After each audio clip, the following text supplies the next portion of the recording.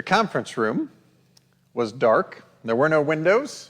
The lights were those kind of can lights that don't quite spread the light out far enough.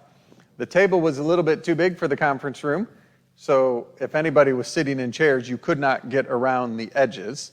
In the one corner opposite the door was a computer that was used to run the screen if you had slides. Now, the people that gathered for the meeting were all the stakeholders for this particular project. And this first meeting, I was there because my boss had taken over this meeting. So there were probably 20 people gathered around the table, and the best way to describe that meeting would probably be the word chaos. People talking over everybody had something to say, they wanted to get their thing heard. It was a disaster. Nowhere did we do anything productive. It was like 2.5, 3 hours of just complete waste of time. Fast forward a month, this monthly meeting of all of these stakeholders, my boss was actually quite organized, and he came up with an agenda. That agenda had slides, so I became the person that drove the slides, and I did this for several years, so by the time I got to the end, I knew his inflection and how he, and I would hit next slide before he asked, right? So that never had to ask, it was smooth. But the agenda went through all the things we needed to be accomplishing on the project. But the thing that he did that was brilliant was at the bottom of the agenda, the last thing was what he called roundtable. So you could go around, and each one of those people could say what they wanted to say if they had something to add. And what that did is it prevented all the in-between meeting chaos so that people weren't saying, well, hold on, and derailing the topic at hand, because they knew they would get an opportunity to speak about whatever they brought into the conversation that wasn't on the agenda. And this worked really, really well. The meeting completely changed its dynamic. It became well-ordered, quite productive, and it went on like that for months and months and months. One of the people that came to that meeting was the senior level director who was responsible for the whole project. And there was a day where he walked in, he looked up at the screen, went like this, didn't even sit down, and said, "We're not doing any of that today." And he had his number two with him who stood behind him kind of yeah. And then he went on a 2.5-minute tirade. We had software that we used on our project, and that software had a bug, but it wasn't our software, it was a vendor's software, so we couldn't fix it. We could tell the vendor to fix it, and they weren't finding the bug. And he cursed. It was terrible. Now, the interesting thing was I was a contractor, and my company could always send me someplace else, so I just found it fascinating, and I was just watching. What do you suppose everybody else was doing? If you don't look at him, he's not yelling at you. But it looked like he was yelling at me because I was looking at him because I thought this was fascinating. But then at the end, he slammed his hand on the table and turned around and stormed out of the meeting. So what had been predictable now became unpredictable because of his unpredictable tirade that he brought into that space. And there was an awkward few moments as people kind of were like, is he gone? Is he coming back? And when he didn't, then they started going, okay.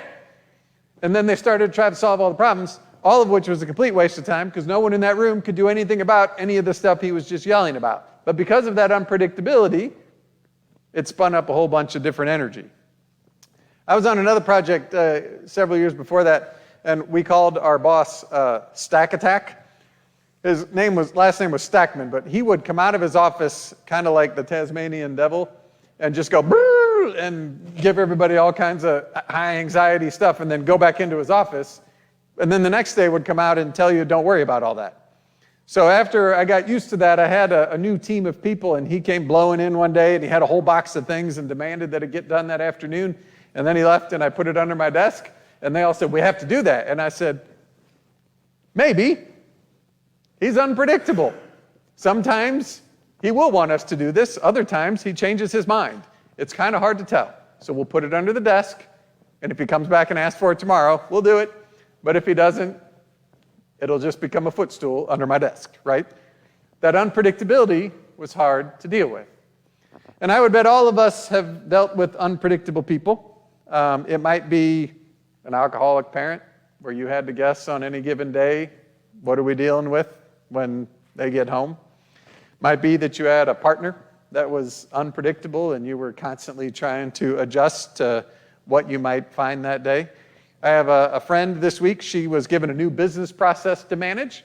And similar to our experiences in my workplaces, I had a conversation with her boss who was intense and accusative in all kinds of ways, and then called back a half hour later and was just in a different place. And it was a different conversation. It can be family members, it can be neighbors, and when we encounter that unpredictability, sometimes it's fun, right? You have people that say, hey, let's go try this, and you think, yeah, that's fun, right? That was kind of off the cuff, fun kind of stuff. But often that unpredictability is harmful.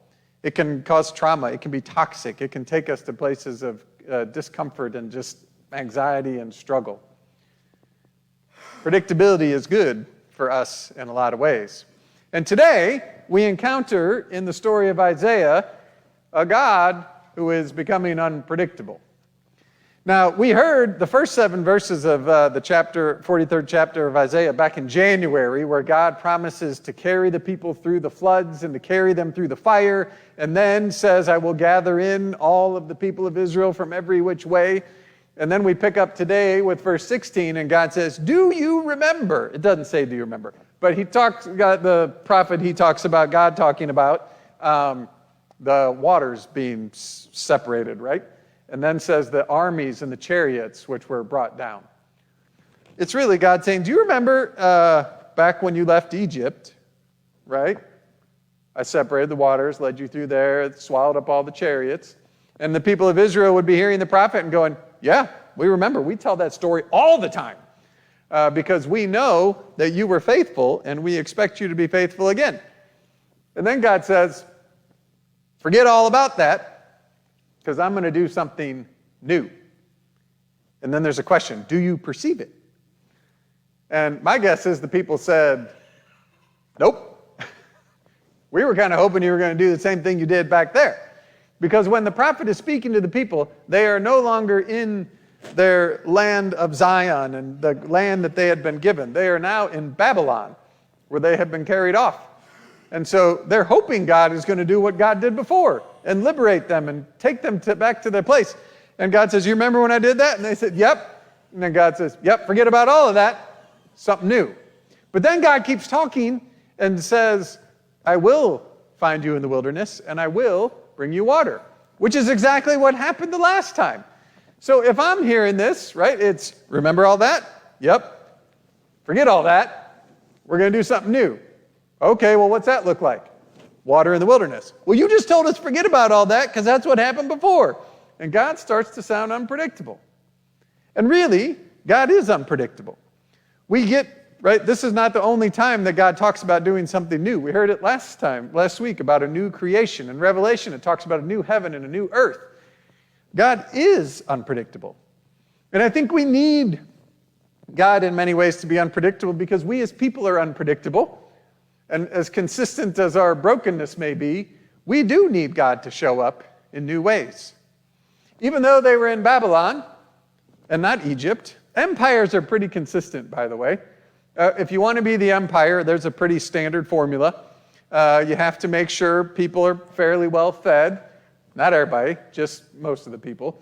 You want to make sure people feel safe and secure. You got to control the story, though. You can't just let people talk about any old which way, so you got to control the narrative. And then you got to make sure people don't congregate too much, because then they start to talk.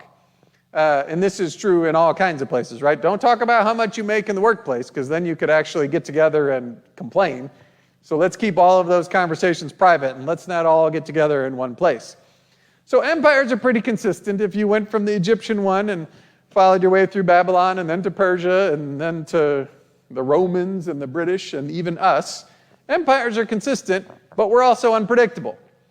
And so if the world always acted the same way, a predictable God would be perfectly helpful, but God is looking at the people of Israel and saying, Babylon, while it's the empire, is not the same as Egypt. So I can't do the same thing I did before. Forget about all that. I'm going to do something new and different.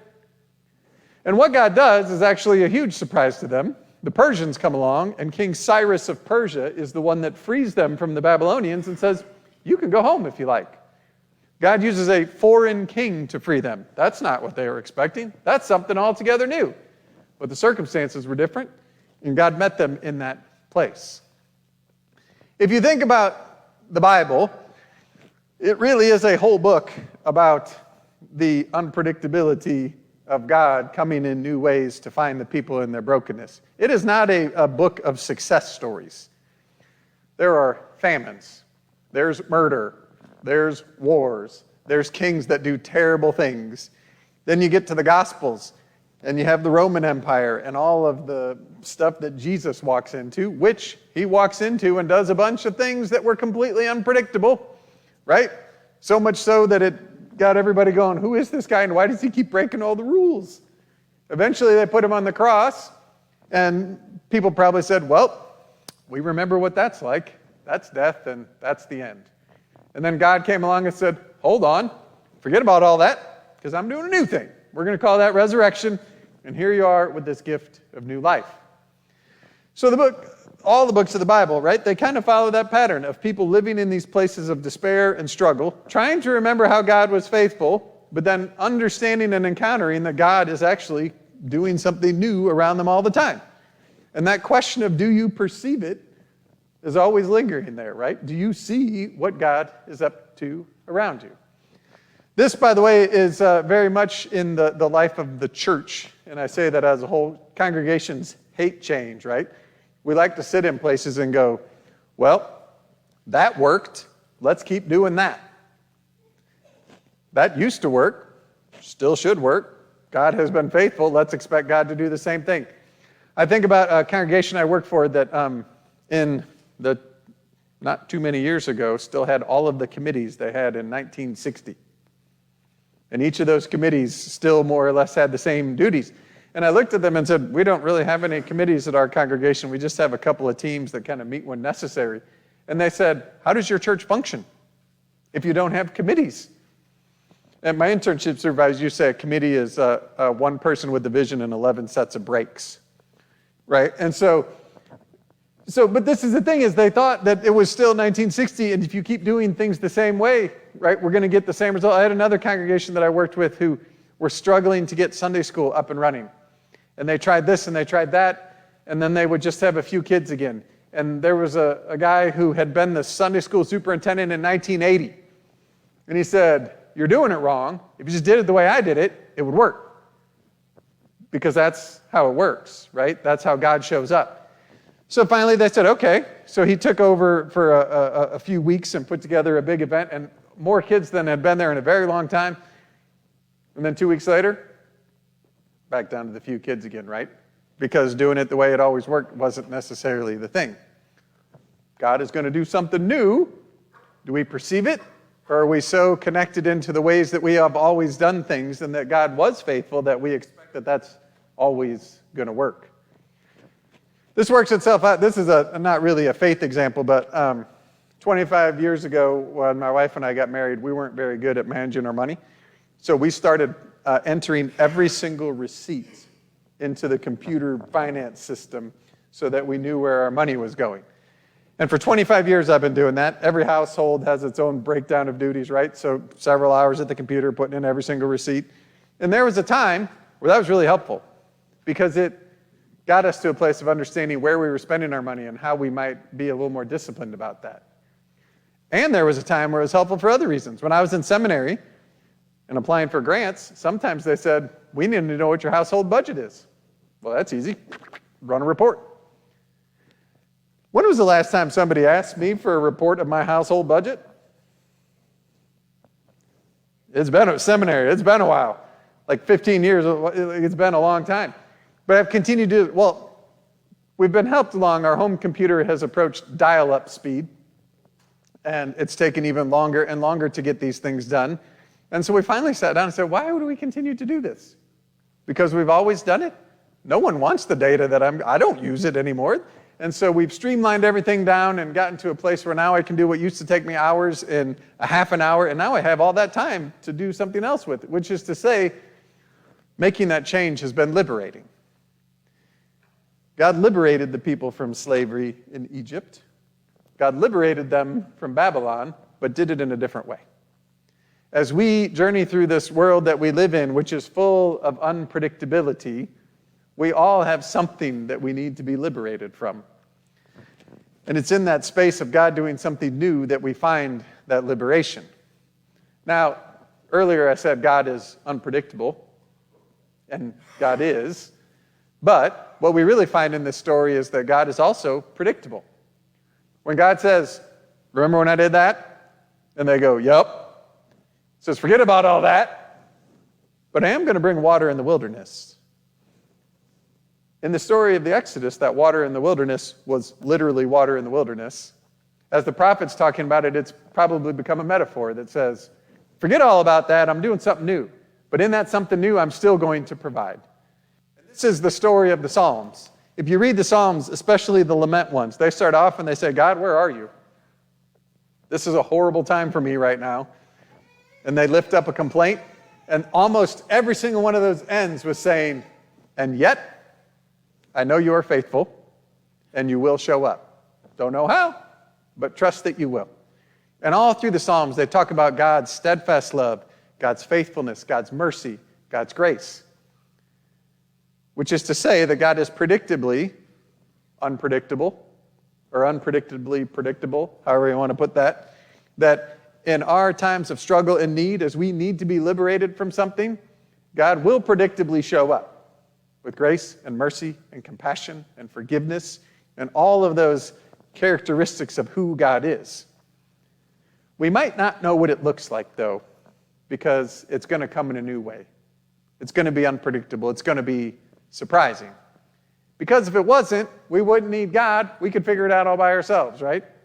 But when we can't, it's that predictable, unpredictable grace of God that finds us just where we are.